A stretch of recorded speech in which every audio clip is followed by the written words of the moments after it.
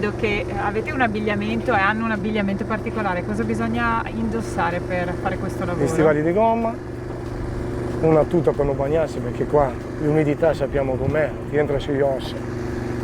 E niente, bisogna essere sempre coperti bene.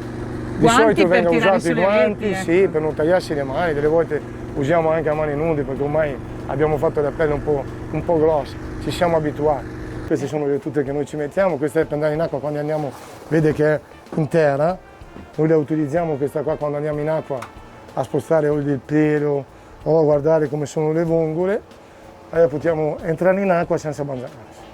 Dopodiché abbiamo quelle mute che è come quella che sono i sommozzatori, che è la umida, che serve per andare proprio in acqua a vedere con la mascherina come sta il prodotto, se c'è della moria o no, se ci sono tante alghe, perché bisogna entrare in acqua e vedere sempre. L'inverno non è da scherzare, abbiamo il -5, abbiamo il ghiaccio, fa freddo perché stare 6-7 ore sulla laguna è freddo, è molto freddo, e bisogna abbigliarsi e avere l'abbigliamento giusto.